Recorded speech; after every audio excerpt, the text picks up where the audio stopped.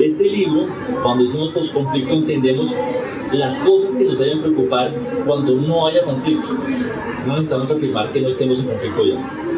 Entonces, ¿qué cosas nos deben preocupar más allá del conflicto? Lo primero es la economía.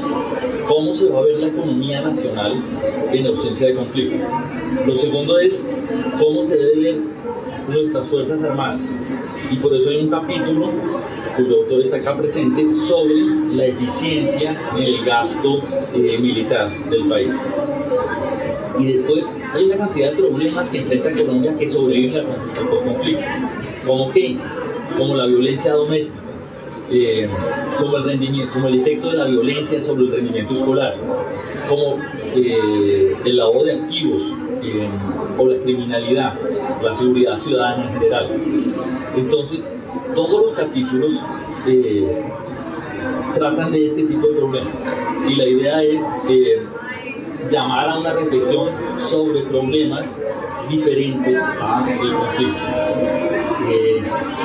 Uno de los artículos más interesantes del libro, en mi concepto, lo escribieron Arturo Jarque, Andrés Molano y Andrés Moya, me parece. No, Andrés Moya, Juan Carlos.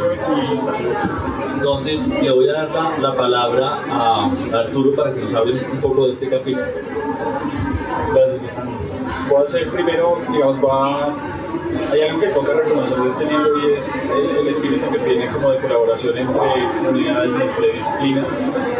Dentro de los coautores tenemos un psicólogo, que es Andrés Molano, profesor de la Facultad de Educación de los Andes, y también tenemos como coautores a dos de nuestros asistentes estrellas en el momento, que son como Camilo Cristancho y Santiago Gómez. Entonces, para reconocer el trabajo de estos jóvenes.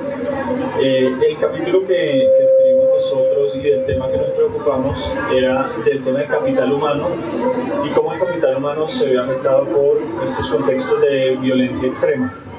El capital humano es uno de los insumos principales para la economía y de ahí que es importante tratar de entender cómo se determinan los procesos de acumulación de ese capital. Desde otras disciplinas, otras ciencias, eso se entiende básicamente como desarrollo humano. Entonces lo que hicimos fue tratar de entender cómo los contextos urbanos de violencia afectan el desempeño escolar, afectan qué tan eficientes son las escuelas en producir mejores estudiantes. Para eso utilizamos información de la policía sobre dónde suceden los delitos en estas ciudades, en Bogotá, Cali, Medellín y Barranquilla, para tratar de ver cuántos delitos y cuándo suceden los delitos alrededor de los colegios. Teníamos georreferenciados todos los colegios de estas ciudades y georreferenciamos todos los delitos que sucedieron alrededor de estos colegios, para tratar de evaluar si en los colegios donde sucedían más delitos les iba peor a las escuelas en términos de las pruebas saber que miden la acumulación de este capital humano. En términos, tomamos el desempeño en las pruebas de matemáticas y el lenguaje, y también medimos el impacto que tiene sobre la tasa de deserción y la tasa de repitencia, como otras medidas como de esta eficiencia, de qué tan eficientes son los colegios para formar estudiantes, para generar capital humano. Lo que encontramos fue algo que ya habíamos visto en otras investigaciones. La violencia tiene impacto sobre el capital humano. Esto no nos sorprende, pero sí es importante porque levanta la alarma. Esto no, digamos, alguien con sentido común entendería que la violencia afecta como si una persona es capaz o no de aprender y de formarse. Pero lo importante es que estamos cuantificando esos impactos y estamos viendo que son impactos sustanciales, preocupantes, sobre todo en contextos extremadamente violentos. Para que entiendan el nivel de violencia que tenemos en dos de estas ciudades, tenemos la estadística calculada, el 70% de los colegios han tenido, en el año que hicimos el estudio, tuvieron por lo menos un homicidio en el entorno cercano al colegio, en la vecindad, a 5 cuadras a la redonda. Pero hay entre 10 y 15% que tuvieron más de 10 homicidios en su vecindad. Entonces tenemos una cantidad importante de niños, niñas y niñas aprendiendo en estos contextos. lo que nos dicen otras ciencias, la biología, la neurociencia, la psicología, es que cuando uno crece en estos ambientes de violencia, no solamente le cambia a uno el comportamiento, uno está más vigilante, lo obvio, no solamente la capacidad, los recursos mentales son capturados por ese peligro, sino que también hay cambios fisiológicos en las personas. A estas edades tempranas, cuando nuestro cerebro se está configurando, esta exposición a la violencia hace que la arquitectura cerebral cambie, simplemente porque se le da más energía a la parte del cerebro, la parte reptiliana, que es la que se encarga de la supervivencia básica, que es todos estos mecanismos de correr o pelear. En vez de darle la energía que tenemos a la parte prefrontal del cerebro, que es donde está esa capacidad de ser prosociales, pensar a futuro, ser empático, todas estas habilidades sociales y emocionales que queremos que un ciudadano en una sociedad moderna tenga para vivir en paz. Entonces, esto es lo que hicimos acá fue tratar de documentar el problema y levantar alarmas sobre esto, porque en realidad no vemos que el sistema educativo esté preparado para mitigar estos impactos que tienen tales niveles de violencia sobre los niños.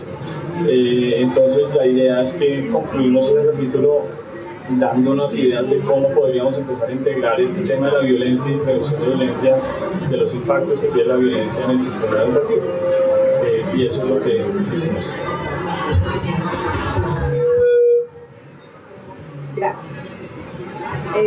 Bueno, no sé si Juan Carlos quiere comentar tal vez un poco, para empezar tal vez una discusión con Hernando sobre ciertos aspectos específicos de ciertos capítulos del libro. Bueno, buenas tardes a todos.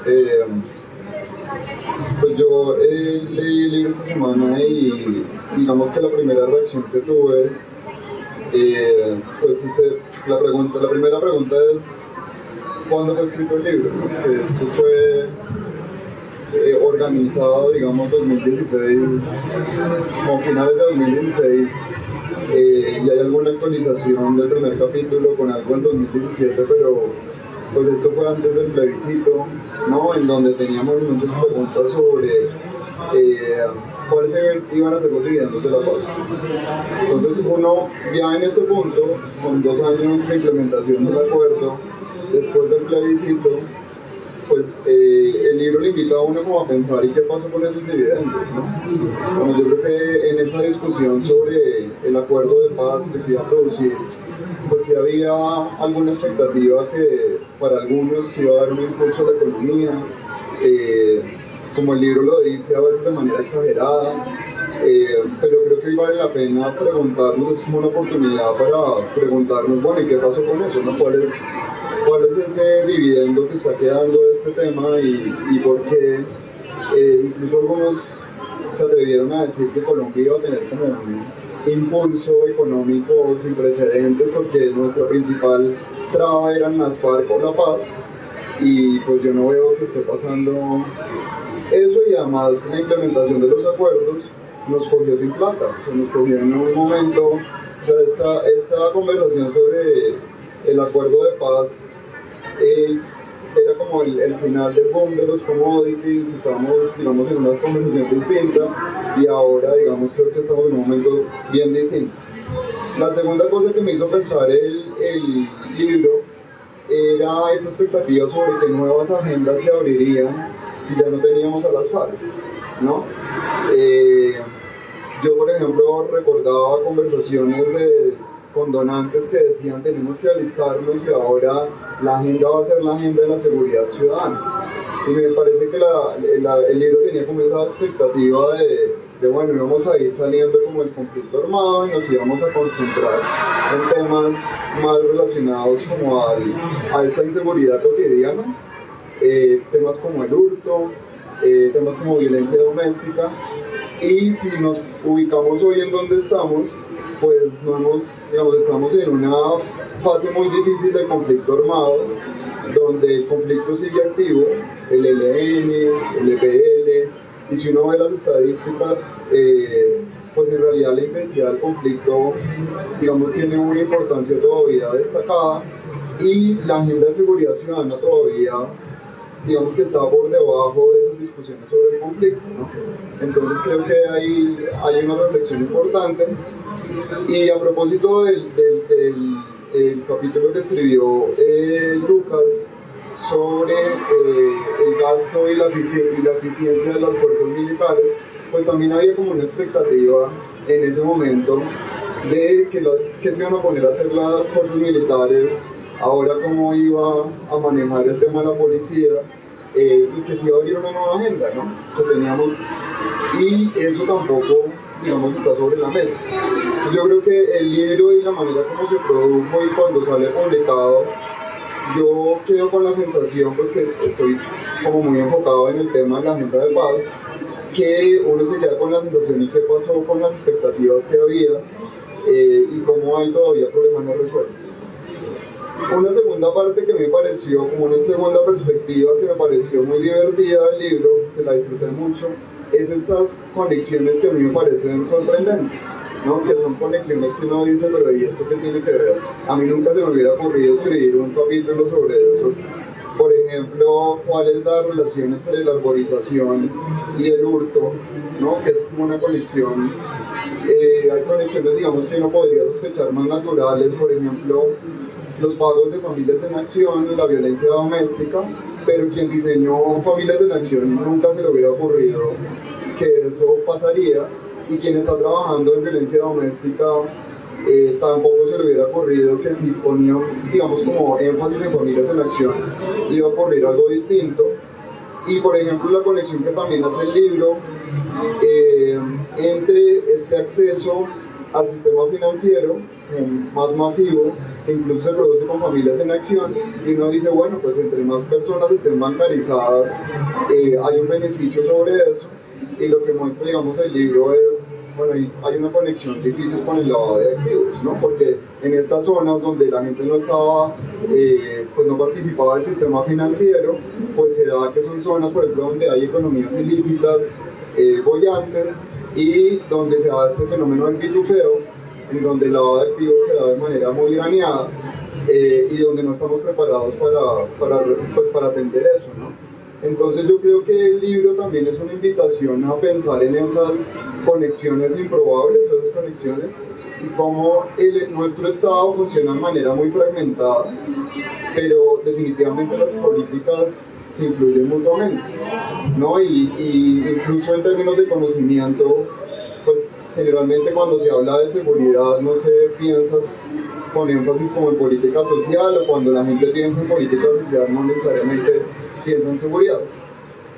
Un tercer punto es como este llamado a lo heterogéneo, ¿no? Y el llamado que depende de donde uno ponga la lupa, pues ve el problema distinto. Entonces me pasó, por ejemplo, cuando se hace esta reflexión, Hernando, en el capítulo que tú escribiste sobre los dividendos, y una cosa es mirarlo como en términos generales, de qué pasaría con los dividendos económicos, y otra cosa es mirarlo por sectores, ¿no? Entonces si uno dice, bueno, si yo hablo de los dividendos de la paz en términos, por ejemplo, del sector de servicios, pues en realidad lo que yo entendí del capítulo es que esos dividendos pues no hubo un cambio tal después del acuerdo de paz, que ese cambio se sentiría más en sectores como la agricultura, la pesca, o digamos como economías más rurales. Y a propósito de eso, y en una dimensión más política, me ponía a pensar, con razón, ¿no? O sea, digamos que uno ahorita puede entender cómo también sectores económicos pueden funcionar con la carga del conflicto, y porque en sectores más urbanos, donde el tema de servicios es más fuerte, pues tampoco hay tantos incentivos para que el cambio en esas otras regiones pues suceda. Me pasó igual con el trabajo en las escuelas, ¿no? Que la invitación es, bueno, si tomamos la ciudad como un todo, pues encontramos una relación distinta, pero si yo me voy como unos focos a unas escuelas, encuentro que esa relación es más fuerte. Entonces, y yo creo que también, creo que una ventaja de este libro es que, a pesar de ser un libro académico, pues se arriesga a recomendaciones de política pública, ¿no? Y uno encuentra pues recomendaciones, todos esos papelitos amarillos son recomendaciones de los capítulos, en donde uno pues encuentra ideas que a mí me parece que eso es un ejercicio raro en el ambiente académico, ¿no? Como arriesgarse a poner ideas de política pública. Generalmente los académicos evitan poner un piecito en la política pública porque se sienten raros o porque pues, no saben cómo hacer. Entonces pues yo pues sí creo que es un libro que invita a muchas cosas, que nos abre unos debates y que al final del día yo me sentí como frente al espejo de lo que pensábamos hace 2 años y me queda la sensación de que tenemos una paz a medias en donde esas agendas que esperábamos que se abrieran no se abren y que el país sigue como atrapado en esta lógica del conflicto armado, con un agravante que me parece que este país, digamos el país que deja el acuerdo de paz, es un país muy polarizado. Es un país donde difícilmente uno puede hablar de tranquilidad, con tranquilidad sobre por ejemplo, el papel de las fuerzas militares, cuál es no sé si algunos de ustedes habrán visto esta carátula de la revista Semana, Alerta Roja, y creo que pues sí es un momento muy importante para que nos preguntemos en qué momento está el país y para dónde cogemos. Gracias. Pues mucho tema, muchas gracias por comentar todo el libro. Pero tal vez para dar paso a la discusión podríamos empezar tal vez por las respuestas que Hernando tiene sobre el capítulo que escribió sobre los viviendas de la paz y tal vez un poco en contexto, Hernando, sobre, claro, Juan Carlos tiene razón, esto lo escribimos hace 2 años y medio casi, y entonces ¿cuáles serían tus reflexiones ahora en el momento histórico en el que estamos? Bueno, hablo de mi capítulo y del de Mark también, el de Mark Hofstadter, que cuando lo escribimos había gran expectativa acerca de los beneficios mediante el dividendo de la paz.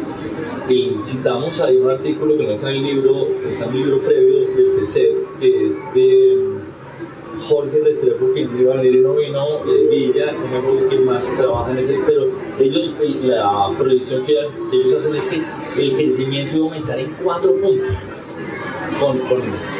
Si se acaba el conflicto, 4 puntos porcentuales es un milagro económico sin antecedentes. Entonces, los 2 capítulos que hay un poco son como para llamar a la cordura. Sí, la paz es deseable, pero no quiere decir que vayamos a convertirnos en Singapur. El artículo de Mark lo que dice es, en general, esos motores de crecimiento que generan aceleración de crecimiento varían de década en década. Y un poco el de Mark es supremamente pesimista, digamos, en ese sentido. Dice el que la paz nos puede generar un aumento de crecimiento temporal, pero nada de largo plazo. El que escribimos Laura y yo, lo que hace es, como decía Juan Carlos, es, bueno, miremos dónde está región por región diferentes intensidades de conflicto y miremos la composición económica de cada región para sacar una especie de índice sectorial de conflicto. Ahora, y calculamos los efectos de ese índice sectorial de conflicto sobre el crecimiento de cada sector. Y lo que hacemos, el ejercicio que hacemos es apagar la violencia, es decir, es como eliminar el conflicto y ver cuáles serían las tasas de crecimiento sector por sector en ese caso. Entonces, la primera respuesta está ahí. La proyección que hacemos nosotros es apagando el conflicto, que no está apagado. El síntoma más drástico, más duro de eso es que, si ustedes ven el plan de desarrollo, no se discierne dónde están los rubros destinados a la implementación de los acuerdos. Podemos discutir cuáles son las razones, pero claramente una de las razones es hay una restricción presupuestaria muy fuerte que hace más difícil la implementación de los acuerdos. Fueron muchos comentarios y se me van perdiendo. El otro es, bueno, esto es con respecto a las expectativas económicas. Ahora, el otro punto es, hay un salto monumental entre lo que quisiéramos que fueran las prioridades de política pública en seguridad y lo que están haciendo. No hemos terminado de discutir el problema del conflicto y en efecto hay regiones del país donde el conflicto sigue muy activo. Entonces, no sé, toda la energía en la discusión de política está en hasta dónde debemos implementar los acuerdos, hasta dónde no, y bueno, y qué vamos a hacer con el ELN, etc. Y hay poca discusión acerca del problema de seguridad ciudadana. Juan Carlos señalaba que tenemos una paz, un posacuerdo súper polarizado. El problema es que la polarización no solo está alrededor de los acuerdos, sino alrededor de la política pública en las ciudades. Y el artículo al que se refería de conexiones no esperadas, de arborización y delito, si ustedes sacan este artículo de este escenario, seguramente va a generar una pelea. Porque, claro, es que lo que hacen es... y pocas veces tenemos esas discusiones de forma ordenada y mirando los datos tal cual son. Obviamente no voy a referirme en profundidad a la arborización en Bogotá porque no vamos a meter en problemas, pero claramente la polarización oscurece el debate de política y hace más difícil derivar recomendaciones desapasionadas. Y supongo que estoy dejando como 70 preguntas en el tintero.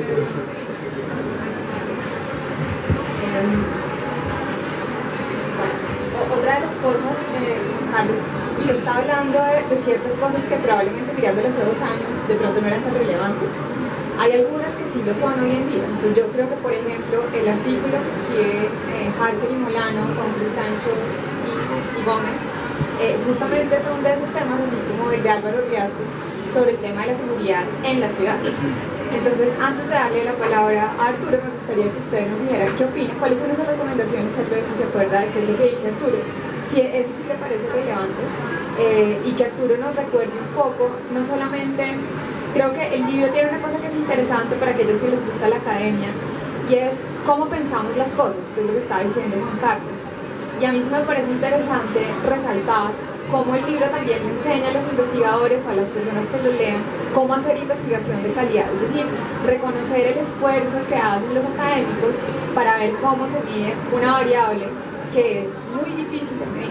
Entonces no sé si quieren empezar tal vez por decirnos un poco qué piensa sobre el libro que escriben Harker y Molano, el capítulo, y después podemos tal vez hablar sobre el de seguridad ciudadana con Riascos. Pues yo creo que es un capítulo útil en términos de pensar la ciudad, y yo lo hablo desde la perspectiva de drogas, ¿no? Porque digamos que hay como una perspectiva desconectada entre los mercados locales de drogas y los sistemas educativos, ¿no? Entonces, y se nota mucho cuando uno piensa en colegios privados y colegios públicos, y digamos es como si la escuela fuera una burbuja que deberíamos cerrar y no dejar, digamos, como penetrar la influencia de su entorno, cuando eso, lo que dice la evidencia es que eso es imposible. Digamos que los colegios no son burbujas, sino son el resultado también de esa interacción con el entorno, y a mí eso me pareció un mensaje muy poderoso, ¿no? Sobre todo cuando tenemos, digamos, como funcionarios y gente tomando decisiones que hace llamado a la protección de la familia, a salvar generaciones, a cuidar a nuestros niños, y que la respuesta a eso, por ejemplo, es como el decreto de decomiso de drogas, ¿no? Cuando en realidad lo que sería más promisorio en esos casos, y que yo entiendo de este capítulo, es generar como una suerte de entornos protectores.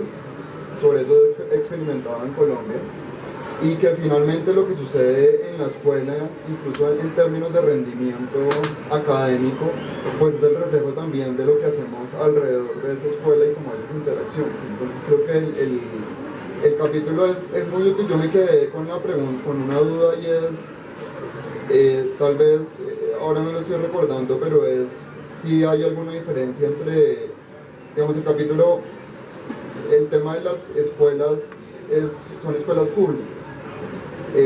No sé cómo funciona esa interacción y privadas. Si hay alguna diferenciación entre las escuelas públicas, porque si uno mira temas de convivencia, de uso de drogas ilegales, generalmente uno encuentra un ambiente más crítico en escuelas públicas y no tanto en las escuelas privadas, o si hay alguna diferenciación sobre eso. Y yo voy a aprovechar para preguntarle algo que tengo curiosidad, y es que yo veo, digamos, como la discusión que hay ahora en un plano, y es como esto de la economía naranja, y Colombia es un país que ahora entonces está en la OECD, y como unas conversaciones económicas que yo no sé finalmente a qué país aspiran o como en qué país se dan, ¿no? Pues decía, bueno, uno dice, pues uno va a Tomaco y uno dice Colombia es de la OECD, ¿no? O digamos, uno está en Catatumbo y piensa en economía naranja y dice, ¿a qué hora? O sea, no, siento que hay como una brecha casi que aspiracional muy fuerte entre, digamos, es como abandonar el discurso de los dividendos de la paz y ahora reemplazar ese discurso por el emprendimiento, la economía naranja y un país que yo no sé si pueda conectar esas dos cosas, que son esas zonas bien rezagadas en donde el conflicto armado toma un papel y un discurso que yo me siento como en otro país a veces. Bueno, pues Arturo. Voy a empezar por aportando esa misma pregunta. Todo este tema, cuando estaban hablando de los dividendos y de todo este milagro que esperábamos en el posconflicto o lo que venía después, en educación yo creo que se daba, en todos los sectores se tenía esta misma esperanza, pero cuando uno ve las cifras, el problema, voy a volver a centrarme en temas de capital humano, las muertes no venían, digamos, el grueso de las muertes en Colombia no estaban asociadas al conflicto armado, sino a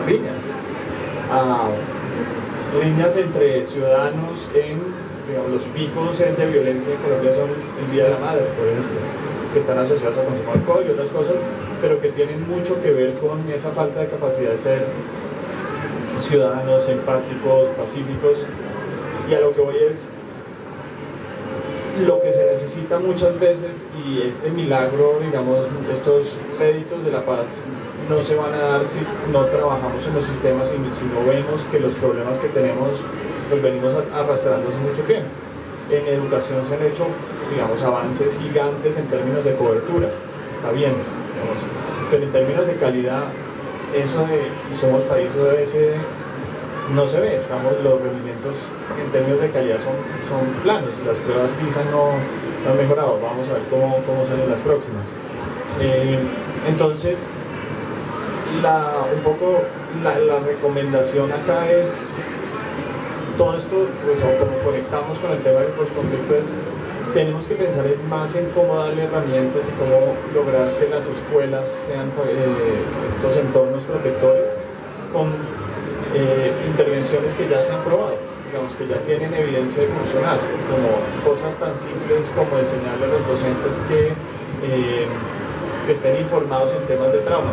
Un joven que viene con temas de trauma se va a comportar diferente, entonces este tema de cómo disciplinar a los jóvenes, pues tiene que tener en cuenta lo que traen los jóvenes al salón, el vivir en estos contextos violentos.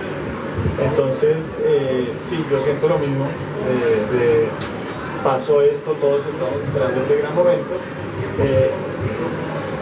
y digamos, creo que es como un chequeo de realidad de los problemas que teníamos antes. Claro, la paz es algo que necesitamos, pero se necesita trabajo sistémico en todo lo que veníamos acarreando, además de este conflicto con las FARC. Bueno, hay como varias cosas. La primera es la heterogeneidad del país es gigantesca, ¿cierto? Por un lado, en general, la heterogeneidad rural urbana es muy fuerte, pero también hay este mapa lo han pintado varias veces en Colombia, pero el nivel de ingreso per cápita que tiene Colombia hoy es similar al de Chile en los 90, o sea, cuando ya era un milagro económico. Es similar al de Estados Unidos en el 40. Digamos que el nivel de ingreso de Colombia hoy es alto, pero está súper concentrado en las ciudades, no en las ciudades, en 5 ciudades. Entonces, nada más mirando el nivel de ingreso, la heterogeneidad es gigante. Y hay una correlación muy fuerte en el nivel de ingreso per cápita y todas las cosas que uno considera deseables, desarrollo institucional, calidad de la educación, etc. Entonces, y esta es una cosa, esta es una verdad, digamos, que de la cual no hablamos hace rato. Ese era el problema de hecho, así fue elegido el presidente López Miquelsen, ¿no? Con la idea de cerrar brechas. También el plan de desarrollo de Turbay era el plan de integración nacional para que todo el mundo estuviera conectado. Y como hoy, o desde hace unos años, el problema fundamental se convirtió en el conflicto.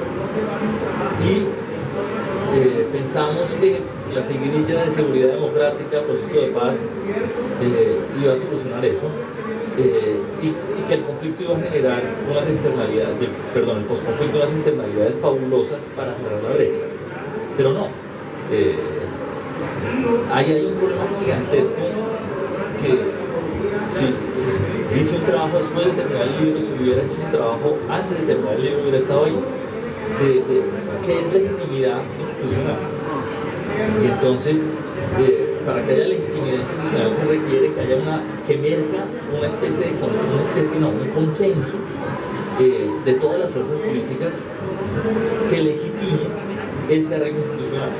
Entonces, si tenemos una institucionalidad legítima en todas partes, llegar con problemas de desarrollo, etcétera, es más fácil.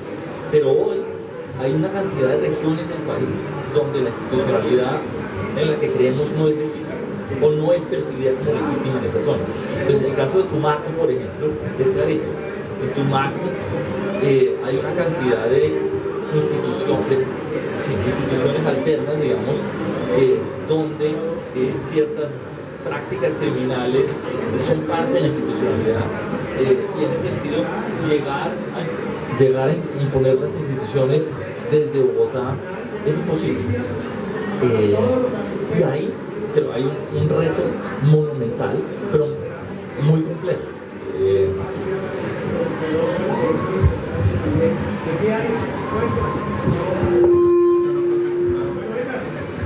Sobre la diferencia entre colegios oficiales y privados, no lo exploramos mucho, entonces preferiría no hablar del tema, digamos, no es sistemático, digamos, esto, no hay evidencia de que todo sea más grave en los colegios oficiales para nada, ni en términos de calidad, ni de clima, entonces por eso. ¿Para usted? No, es que me causó curiosidad porque pues el CECET, digamos que ha sido muy importante en impulsar las conversaciones sobre política de drogas y narcotráfico. Y en el libro no se dice nada sobre ese tema.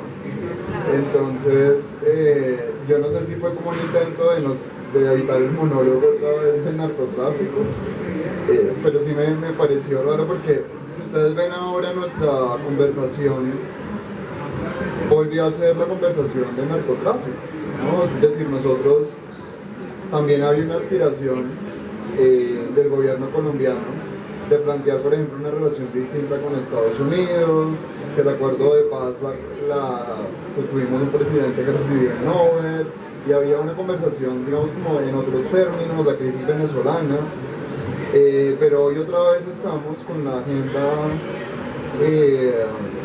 narcotizada. Tenemos pues 207.000 hectáreas de acuerdo al último censo intercensal, y la conversación que está planteando Trump y el gobierno de Estados Unidos otra vez es de drogas. Entonces uno siente que, digamos que como que estos temas se van y vuelven, y cuando pensamos que ya podemos empezar a hablar de seguridad ciudadana, de desarrollo, de participación, volvemos a estas agendas viejas de claro, glifosato, de certificación en la mesa. Es un poco como, yo no sé si es que nosotros tenemos que estar haciendo esto muchas veces para ir avanzando de a pocos, y uno a veces, digamos, dependiendo del ciclo se siente más optimista o más pesimista. Yo ahora me cuesta mucho ser en este ciclo optimista, entonces quisiera como también me quedé con la curiosidad qué pasó con el tema de drogas, o si es que van a sacar solamente un libro.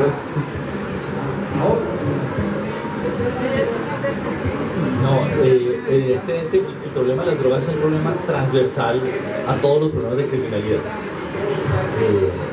digamos por varias razones, pero en particular hoy